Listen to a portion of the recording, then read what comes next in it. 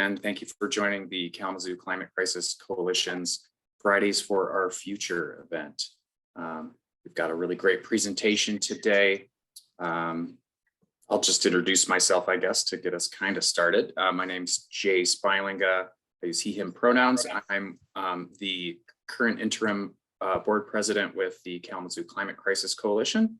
And I'm also in my day job with the Michigan League of Conservation Voters as a regional organizer here in West Michigan. So thank you so much for joining us. It's so good to see a good chunk of people spending their Friday lunchtime hour with us. So that being said, we're going to have about an hour presentation with our guest, Dr. Paul Clements, who's professor and many things with Western Michigan University.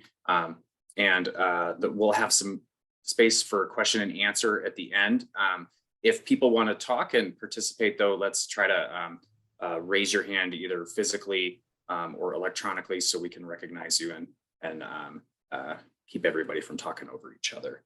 So before we jump in and get started with the small amount of time we have, I'm going to hesitate to do introductions, even though I'd love to get to know you all a little better. But I think if I could hopefully not put somebody on the spot too much, I know we've got an exciting series of events coming up in March, the Climate Emergency Month in March that Western Michigan University is hosting. And Jeff, are you available by any chance to potentially give an update for the Climate Emergency Month and anything that would be helpful for these folks participating today? Sure. So I was chewing my lunch there for a moment. Yes, we, under the leadership of the Climate Change Working Group and other collaborators, have assembled our first ever Climate Emergency Month towards more or less towards solutions for a just and sustainable future. It's a series of events, activities. We're working on setting up a keynote or more, or perhaps multiple keynotes, closing events through the course of the month of March. There's a website, climateemergency.org, I believe, which I'll put in the chat shortly. And what will happen soon is the community will begin to hear more about the event, and organizations will be able to join the event in different ways, attend activities or host their own activities and sort of cross-brand them with the entire Climate Emergency Month as they see fit. Sound good? Thank you so much, Jeff. Really appreciate that. Any super quick questions about that work and how you can get involved? The website's in the chat. And the Kalamazoo Climate Crisis Coalition will be participating in that effort as well. So great, thank you so much, Jeff. Okay, well, is there any other additional announcements that we should allow for? Otherwise, we can jump into our presentation from Dr. Clements. Tim, go ahead, and then Marianne. Just very quickly, we will be tabling at Martin Luther King Day teach-in on Monday at the WMU Bernhardt Center. Please come and see us. Wonderful. Thank you, Tim. Yeah, it's a wonderful way to participate in the community, and with thank you so much for hosting that. Marianne, did you have an addition? Yes, Citizens Climate Lobby is having its monthly chapter meeting tomorrow. We'll be meeting in a hybrid format. So those of you who are available to come to the Friends Meeting House on dinner, please come. We'll have a light lunch at 12:30. We'll join the national call at 1 and have our chapter meeting begin at 2. Those of you who want to join online, join the meeting at 2. Thanks. Great. Thank you, Marianne.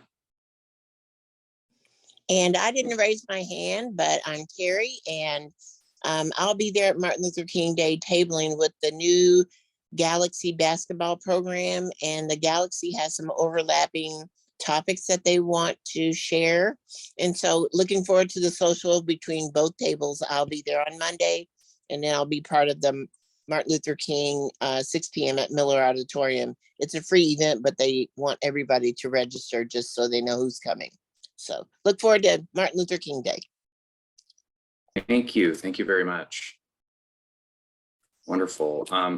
I will make one plug for the Michigan League of Conservation Voters is hosting a state of the state watch party and volunteer meeting on January 25th, and you can sign up at that link in the chat. All right, any other additions? Great, and again, thank you for joining everyone. Well, I'm going to introduce our guest speaker right now. If you have any questions, I think we could probably save them till the end, and we'll just make sure you're raising your hand either electronically or on your video, and we'll make sure to call on you. So thank you very much for joining, everybody. And with that, I have the pleasure of introducing our guest speaker today. Dr. Paul Clements has been quite the leader, to say the least, in terms of climate change and academia here in Western Michigan. So he's a professor of political science at Western Michigan University and directs the certificate program in climate change policy and management. Today, he's going to discuss the results of the 27th meeting of the Conference of Parties, or COP27, to the UN Framework Convention on Climate Change that was recently held in Egypt. And he's going to talk about the context of the international policies of climate change within that. So Dr. Clements has written numerous publications. I was going to go over his resume a little bit and try to pick out some highlights, but there's just so much. So he's also run for Congress here in Southwest Michigan, and we're just so grateful to have him here today to share all your knowledge with us. So thank you, Dr. Clements, and I can hand it over to you. Really appreciate it. Great. Thanks so much, Chase. Let me just start by sharing my screen here.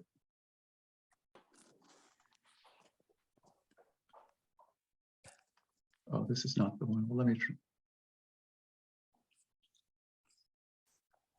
So does everyone have that screen now? Cool.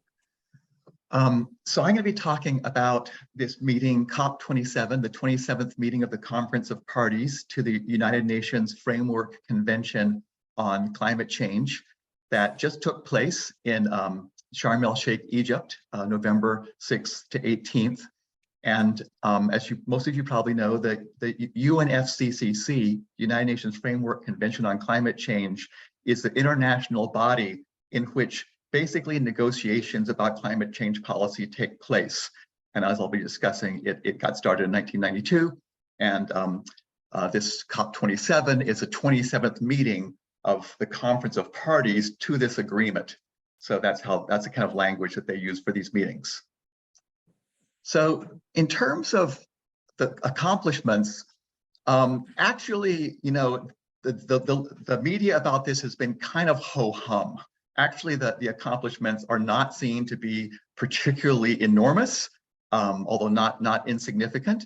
And I think that really a better way to understand the accomplishments is, as well as understanding what they did do, it's also we kind of look at what they didn't do and what is being done and what isn't being done. And so in order to put this in context in the presentation, I am going to kind of go back to 1992 to when they got started and kind of bring us forward from there. But clearly the biggest accomplishment was the agreement to launch a loss and damage fund for vulnerable countries. This is something which the developing countries have been asking for many years.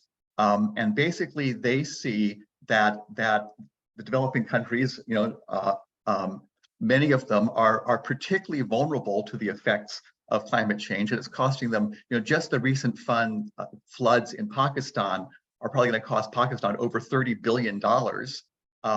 And you know, they don't have the money for these things. This takes money away from basic things like health and education and so on. And they think, well, look, you know, the advanced countries are more responsible for this, so you should be helping us out. The advanced countries, particularly the United States, have been fighting against this for years and years. And so that it was made a high priority in Egypt, and that finally the United States came on board kind of at the last minute, allowed it to go forward. So that was very significant just to get this fund established. Now, that being said, there's only $230 million in commitments, which is really small change in the context.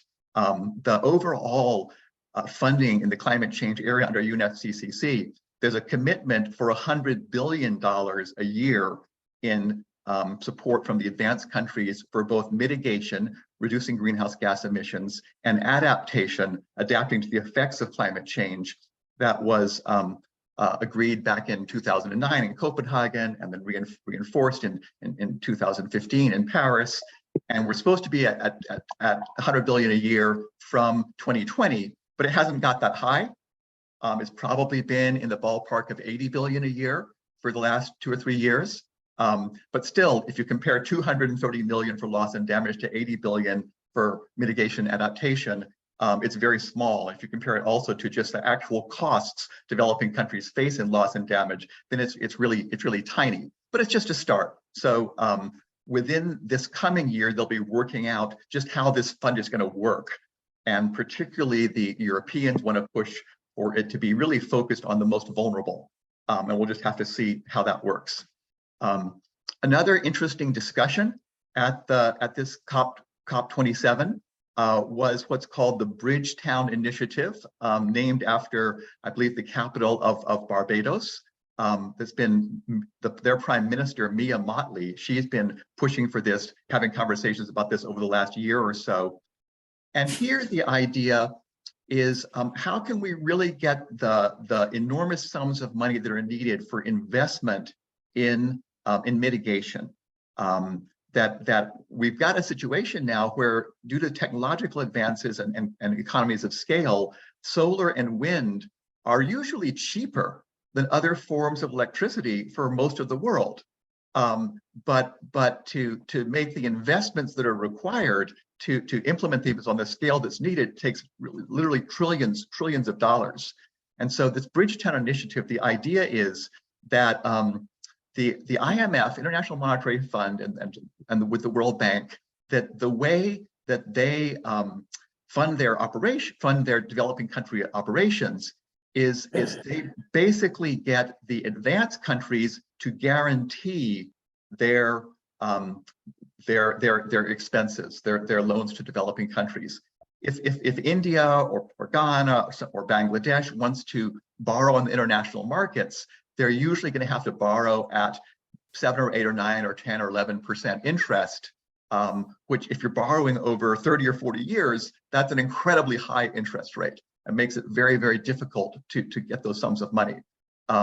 If it's guaranteed by the IMF or by special drawing rights, the special drawing rights basically say, look, in case Bangladesh defaults, we're going to cover that cost. And so that's the way that with special drawing rights, they're able to borrow at basically the US federal funds rate, which might be, or a tiny bit above it, which might be around 2 or 3%.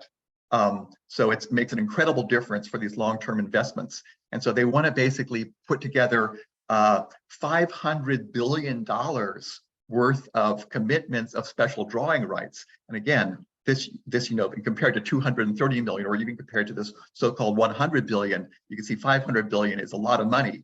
And that 500 billion of guarantees from special drawing rights, then that could leverage several times that amount from the private sector if you have investments where you have a very high chance of recouping it. And when you're talking about, again, things like solar and wind power, then you do have a very good chance of recouping it.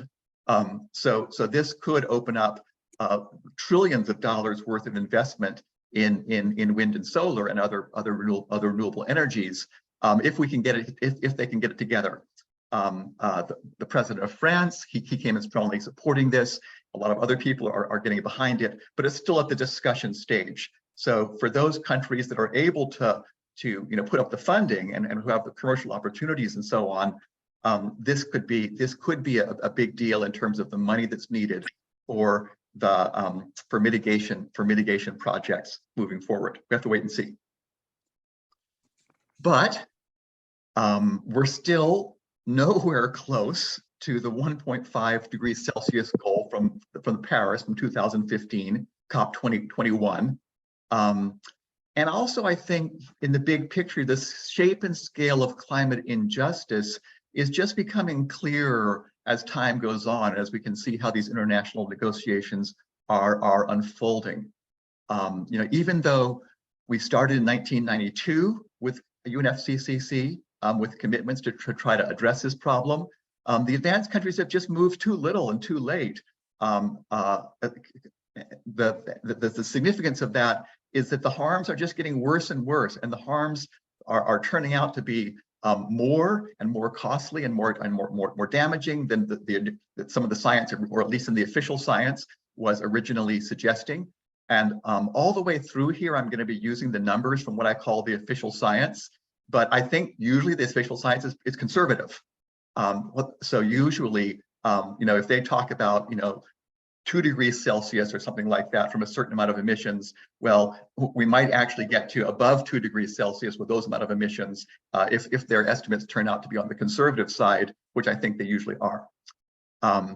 So another feature is that the Paris Agreement framework that we're currently under doesn't respect the right to development the way it was originally understood, and I'll talk about that. There are these monies to support adaptation for developing countries, but it's not nearly enough in terms of the cost they actually face. And even money that's out there is not being spent very well. I'll say a little bit about that. And then finally, I think really the biggest immediate sort of injustice issue in the whole climate crisis, if we look at where are the largest number of human beings who are suffering the most, who bear the least responsibility, I think it is the climate migrants, people who have to leave their homes. Right now, there are climate migrants literally starving to death in Somalia because the international community just can't put the money together to get them food, which is so dumb.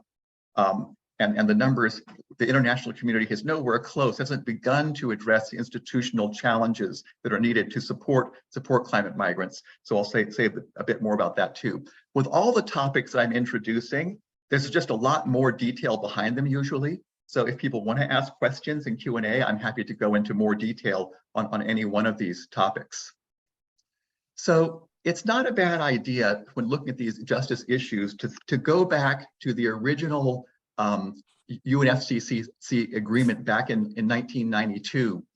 And I think that the original 1992 agreement actually got things pretty much right on target in terms of the justice concerns. I think it was a really good starting point, except that like all these international agreements, it was just on paper. And having an agreement on paper is just miles and miles away from actually implementing what that paper says. In these international agreements. I think it's interesting also just to look at, to kind of look at the language they use for these things.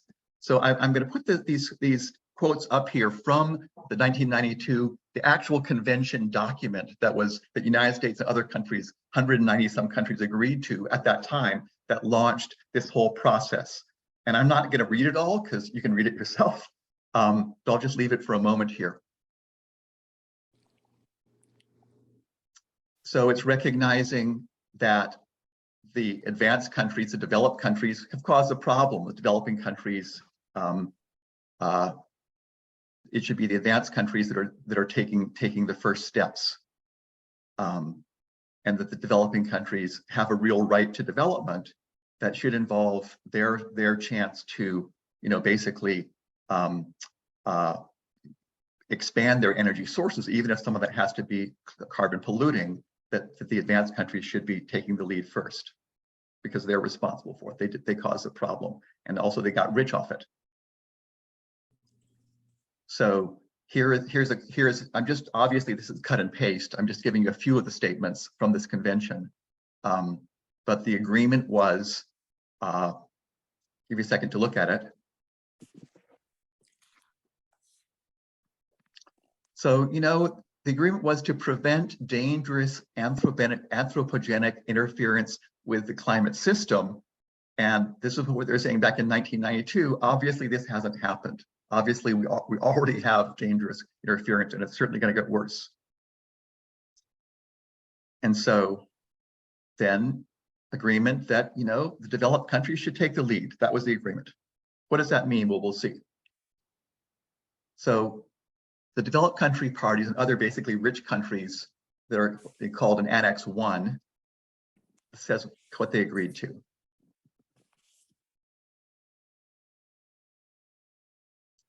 So where it comes to actual specifics, I've highlighted that.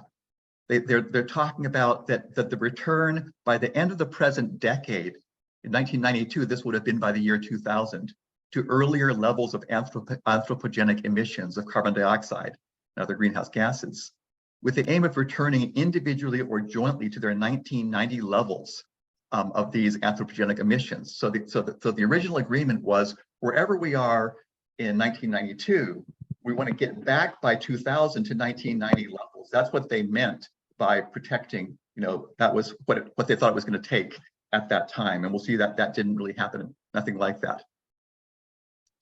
What about finance? Well, they recognized that the advanced countries have a responsibility here, and that if you expect the developing countries to play ball, that they need to have some help, both in terms of the finance and in terms of technology. And here the focus is on meeting adaptation costs.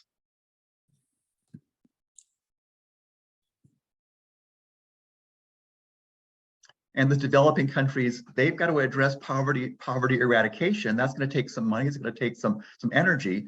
And that basically, if they're going to be expected to limit their carbon pollution, that they need to have their development needs and rights respected.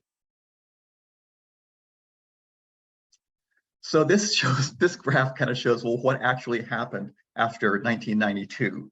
And if we update this till 2000 and to this year, then we see that number one, greenhouse gas emissions certainly didn't stop, didn't start to go down. That by 2020 they were still higher than 1990. They were just continually increasing over that period, and they've continued to increase. I mean, what they were talking about was them going down, but they've instead gone up, and so that helps to explain why we're in the very bad situation that we are in today. And the emissions certainly since 1992 sum to substantially more than the sum of emissions before 1992. So it's post the establishment of this convention that more of the harm has been put into the atmosphere. So then what has happened? Well, I really think that the United States bears particular responsibility for this failure. In the first agreement, it took them from 1992 to 1997. It took 5 years to work out a specific agreement to begin to implement these commitments. And it was called the Kyoto Protocols. And in these protocols, basically, the advanced countries agreed to reduce their carbon pollution first and let the developing countries continue to increase their emissions, partly because the advanced countries had much higher emissions anyway. And so, like, if the advanced countries are emitting, let's say 10 tons per person, and the developing countries are at 2 tons per person, the advanced countries should get down from 10 to maybe 7 or 8, while the developing countries might rise from 2 to 3 or 4, and that's was thought to be fair. But the U.S. Senate rejected that, and that meant the United States could not participate in this agreement.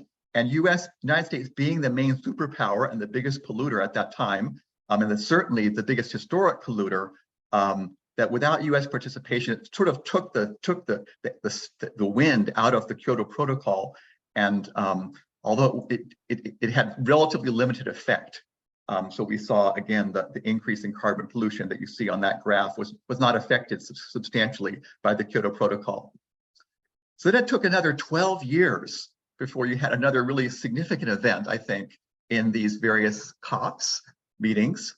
And that was in Copenhagen, as I mentioned before, in 2009, when the advanced countries agreed to provide $100 billion a year to help developing countries with mitigation and adaptation, but not from 2009, from 2020. And this is, again, just sort of like a funny way or whatever that these international agreements work, is, yeah, we're going to commit this money, in 11 years' time. And politically, it's often easier to make commitments for 11 years in the future, because who knows who's going to be in power at that time.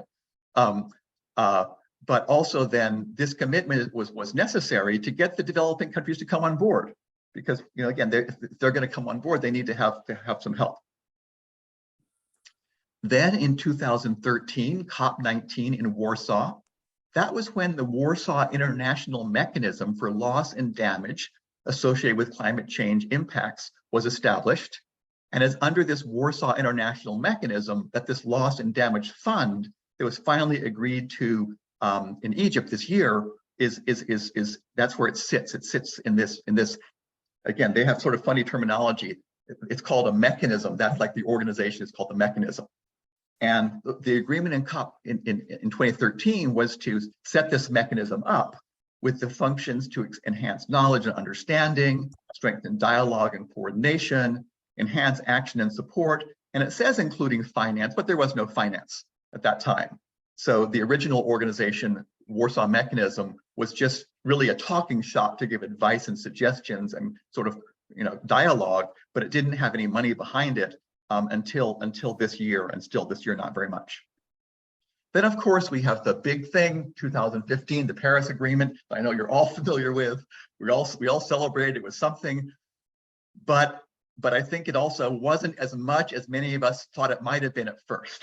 It still was something to celebrate. The goal to limit global warming to well below 2, preferably to 1.5 degrees Celsius compared to pre-industrial levels.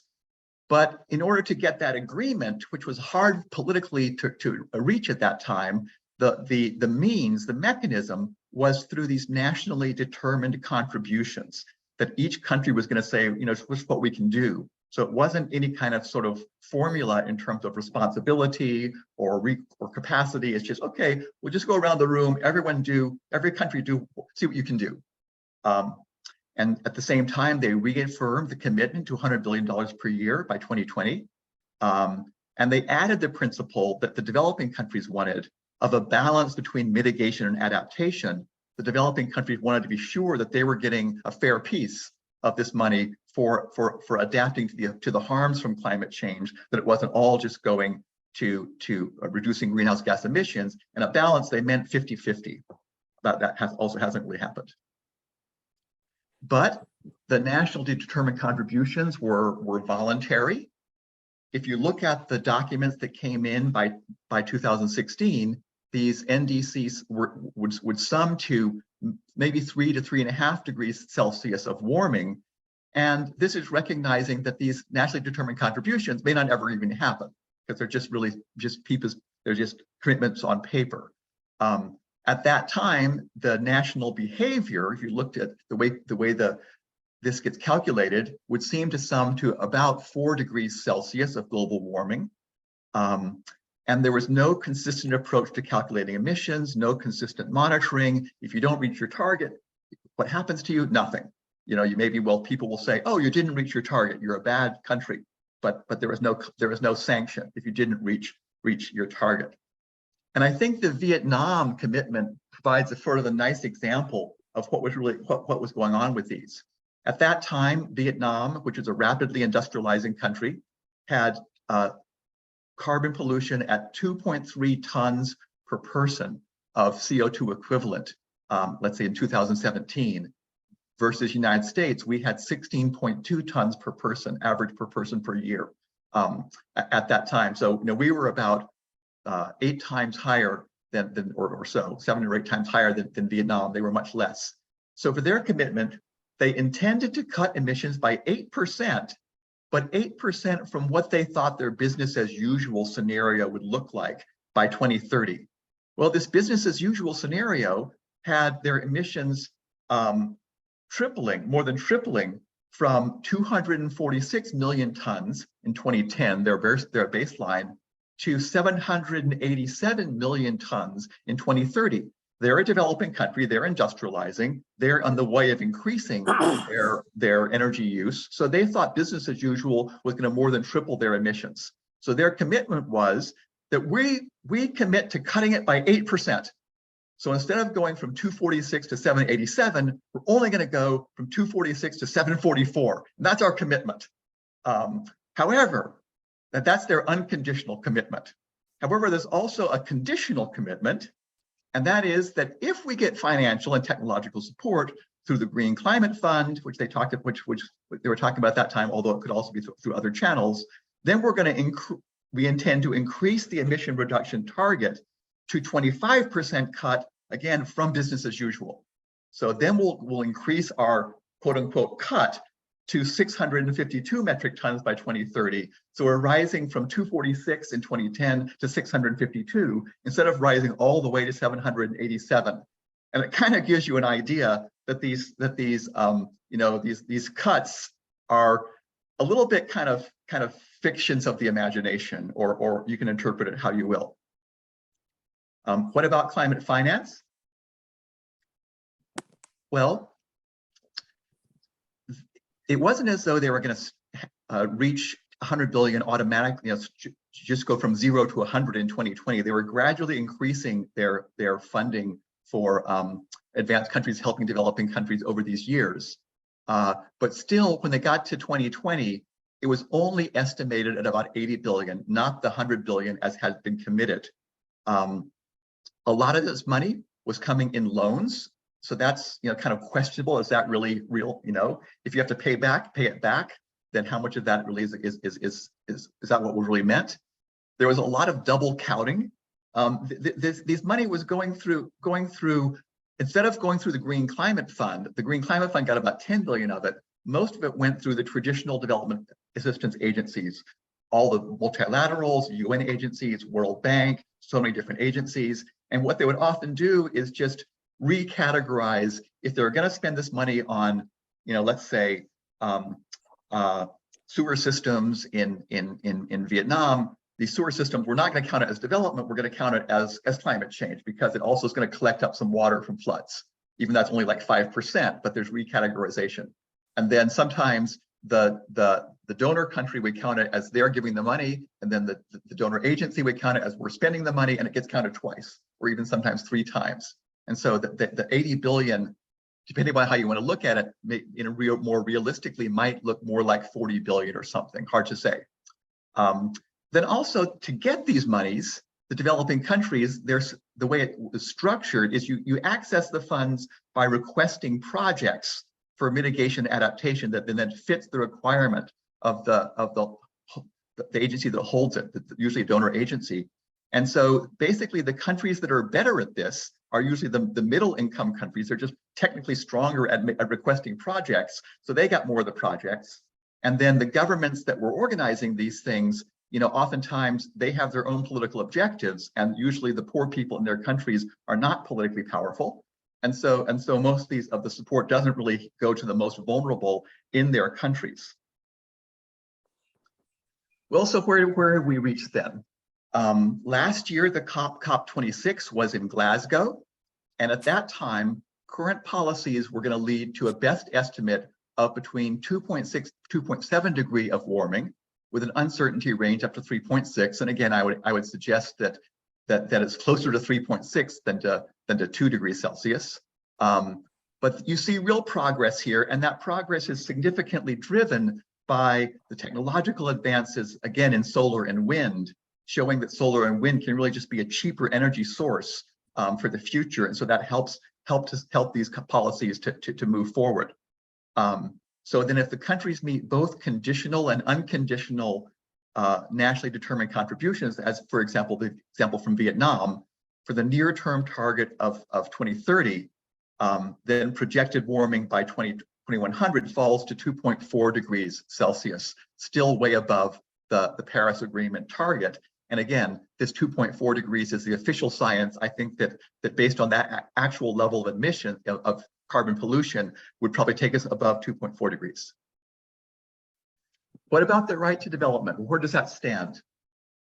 If we look at the COP27 in Sharm El Sheikh that just took place, there we see China and India rejecting the language of the proposals that were being putting forward that were focusing on the phase out of coal, right? When you have the goal is to limit carbon, to limit global warming to 1.5 degrees, then the way that frames things is it says, all right, we're looking to see what each country can do to limit their carbon pollution. It puts sort of everyone on the same track under pressure just to cut so that we can get it down to 1.5. But to put that in a bit of context, per capita carbon pollution now is about 15 tons for the United States, 8 tons for China, 2 tons for India, and global average of 5 tons per person per year across the world. So I think it's interesting to see a bit of a contrast here between India and China. And India also kind of represents the situation of the majority of developing countries. They're still trying to industrialize. India actually has a lot of coal, so coal is still pretty cheap for them because they have it in their country. And so they were rejecting it. I think if we look at the original principles, that their rejection of phasing out coal is, I think, consistent with the 1992 agreement and with the principle that has a right to development in their context.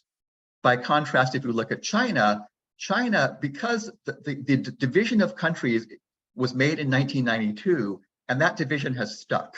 So whatever countries were counted as advanced in 1992 are in that group, and whatever countries were in developing in 1992 are still counted as developing. So China is still counted as a developing country in this context. And it's obviously industrialized enormously since that time. It has way over half the global average, but it still it rejected the language focusing on phase out of coal. China is also increasing. It's increasing solar and wind, but it's because it has such a growing economy. It's also increasing coal a lot between now and the next few years. And so I think again that India is in a situation where it kind of makes sense in terms of the original principles, and China is a situation where, in my view, it doesn't make as much sense. But that's kind of where we are politically. Then another feature of this story is that also in the last year and last 2 years, we've seen the advanced countries basically going outside the UNFCCC framework and cutting separate deals, first with South Africa to help them to move off of coal. And basically the idea is the advanced countries commit to give a bunch of money, and they commit to speed up their effort to stop using coal for producing power, to move to renewables. And then this last year, they've been working on a deal with Indonesia.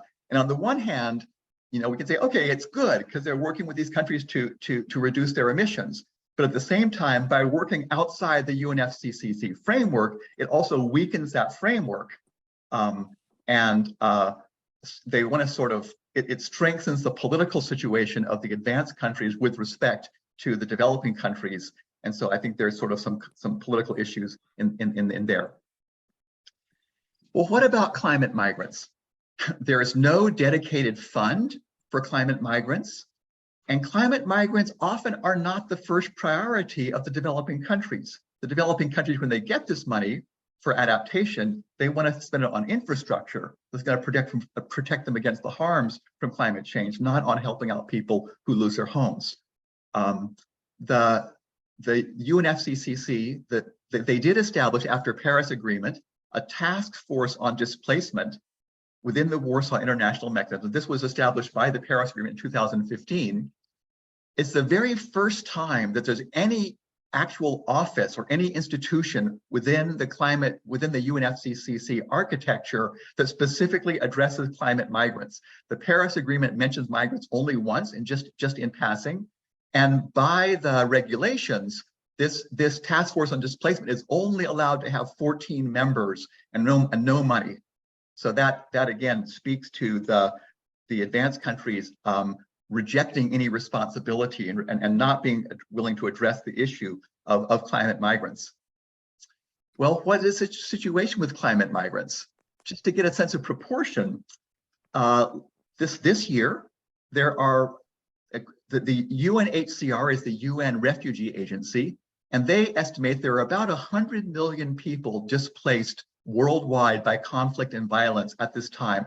This is more than any time in history. If we go back to, let's say, 2008, 2010, then the averages were, you would usually see around 40 to 50 million a year over previous decades. And then the last decade, it's gone consistently up and up. So now we have over 100 million people displaced by conflict and violence.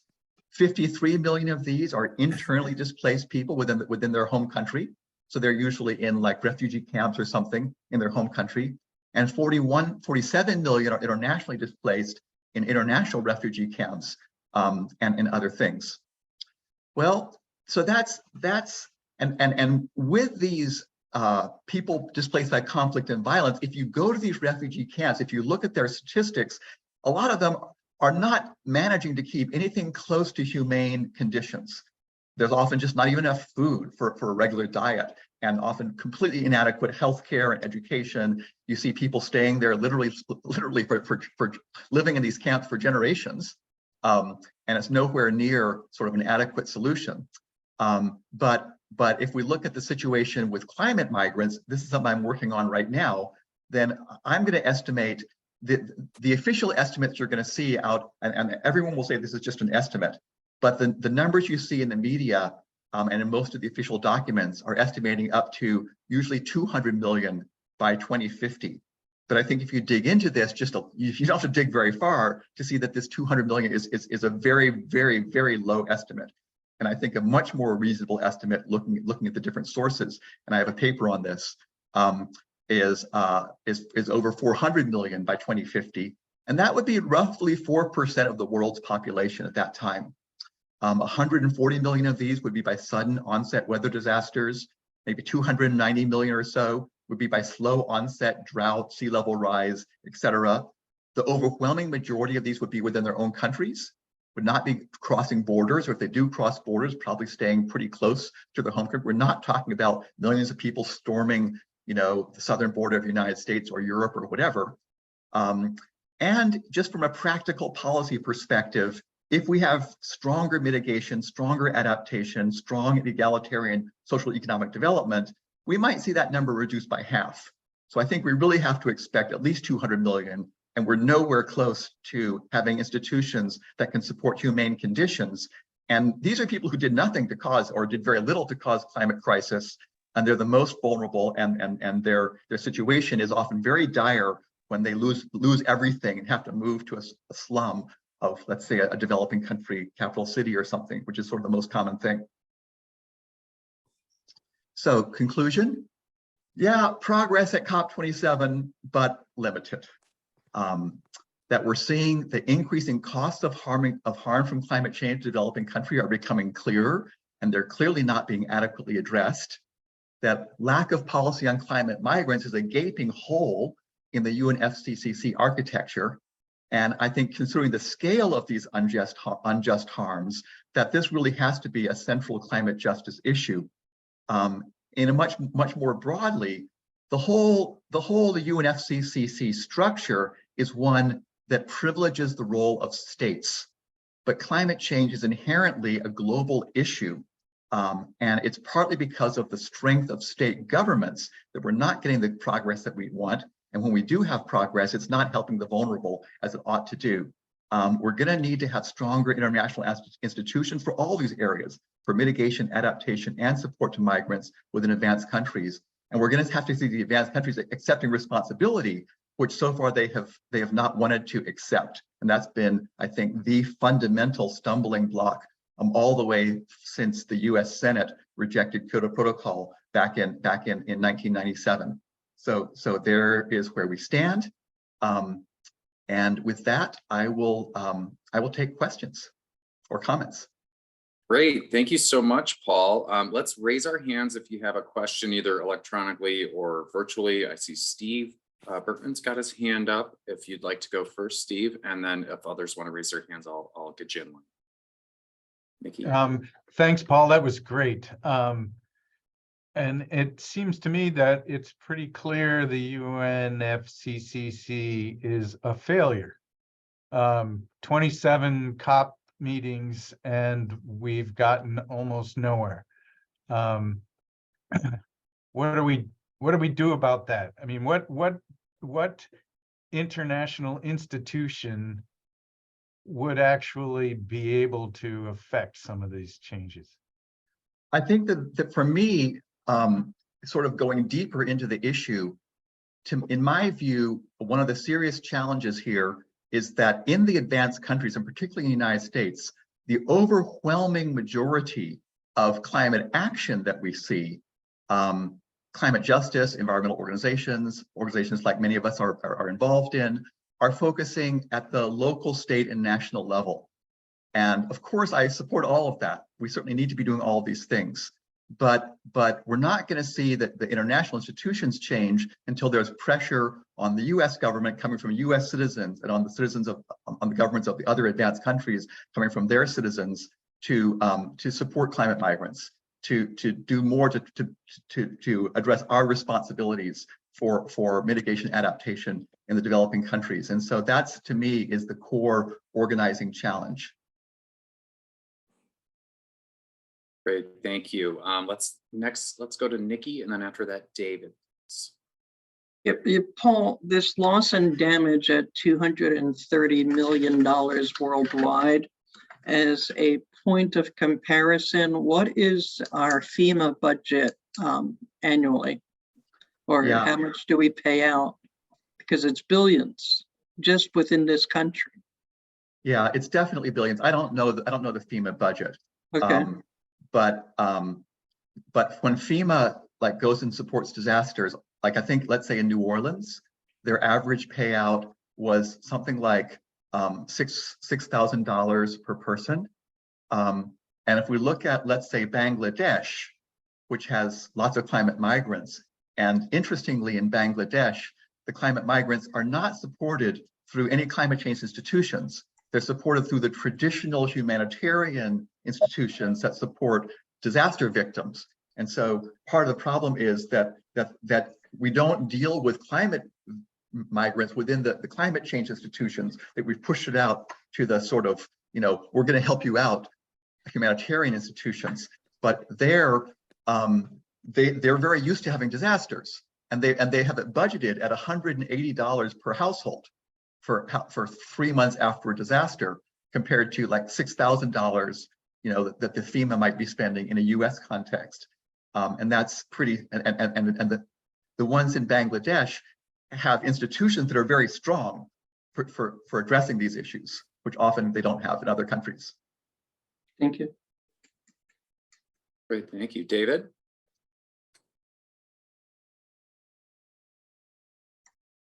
Great talk, Paul. I really enjoyed it, and I learned a lot.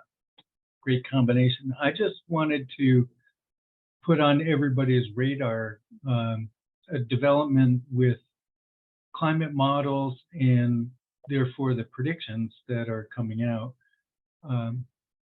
The computer power is going up. Research has made it more possible to write the equations that capture feedbacks, climate feedbacks, most of which are positive and so on. And as a result, the new generation of models for the same emission scenarios the new generation is predicting higher warming, and everything else follows from the warming, right? So I think that we know a lot, as you know, we know a lot of the positive feedbacks in the climate system, but they have not been, most modeling groups haven't felt that they can capture them with sufficient confidence to put them in the models, but that's now happening. And so we can expect that all of the figures that you gave for damages and so on probably are underestimated. Just a comment, but it was a great talk. Thank you.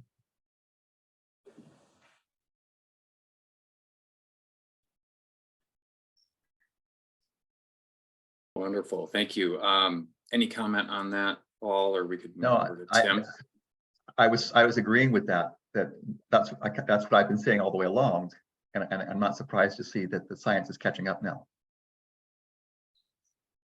Thank you. Go ahead, Tim. Hate to add another negative note, but there was a huge increase in the number of fossil fuel lobbyists attending COP27 versus previous COP meetings, as well as sponsorships of the conference by fossil fuel interests.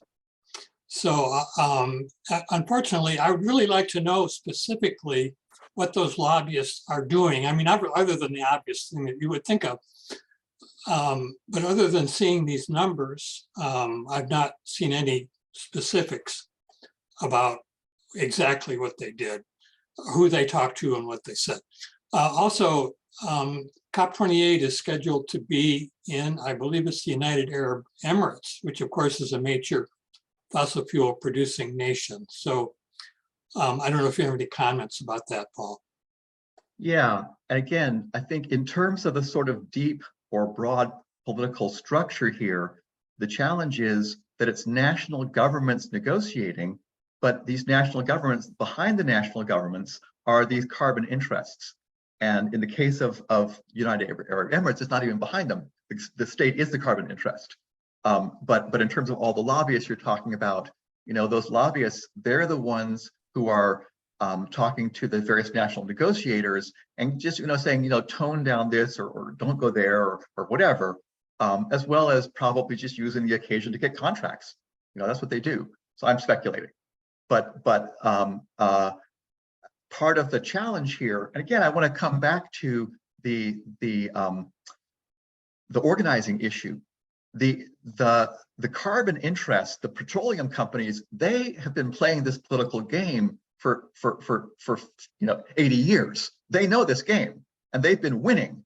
And the climate activists, that we like to, when you start, Jeff has heard me say this before, like, Jeff, when he starts talking about sustainability at Western, the first thing students used to talk about is, oh, let's increase recycling.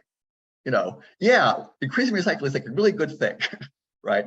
But most of our environmental efforts are framed in terms of a local, what can I do? How can I participate? Or what can my town do? Or even what can my state do? And as important as I think that the League of Conservation Voters is doing leading work at the state and national level, and that's really critical. But that work doesn't take the next step to push the senators and Congress people and presidential people who work on this in the president's office to make the agreements in the UNFCCC to commit the resources and to accept that responsibility for our United States historic and current carbon pollution that is killing people around the world and is going to kill many more people in the future. So that to me is the kind of mismatch. The polluters are winning politically. Good, thanks, Paul. So we can go to Susan next, and then after that, Karen. Thank you. Yes, a great talk, Paul. And thank you for bringing out this really vital statistic, I think, of the greenhouse gas carbon dioxide equivalent emissions per capita, comparing that across nations. When I give climate talks, I always include that. I find that a very powerful motivator and a very powerful indicator of the unfairness. I also mentioned that Sweden has achieved a level that's not much higher than India and still has, of course, capitalism and democracy and a high quality of life and all that. And so it's possible. And yet I find almost no one is aware of what seems to me should be really basic information that everyone should have. Is there some way we can get the media to cover this more? This is an argument both for policy changes at all levels and for getting our own greenhouse gas emissions per capita down, because of course, Michigan is not a leader within our country. We are right at the national average, which is one of the worst in the world. Thank you. Yeah, I don't have a simple answer about how to get the New York Times to pick up on that. But it's absolutely true that the steps that are needed to get to carbon neutral are simple, straightforward bureaucratic steps that when you take them in a coherent, organized manner, as Sweden and I think Denmark and also Scotland are doing, and I actually use the Scotland plan because it's in English in my class. And so students can see, they started working on this and they're just doing an organized way through their main government bureaucracy, and they're succeeding. And they actually have a pretty good quality of life in Scotland, my goodness, as you say, like in Sweden. And so it's not as though it has to, hurt the quality of life, but it doesn't work unless you do it. And that's, the United States hasn't been prepared to do it, and many other countries. Great, thank you. Let's go to Karen, and then after that, do a couple closing remarks. Thank you. Hi,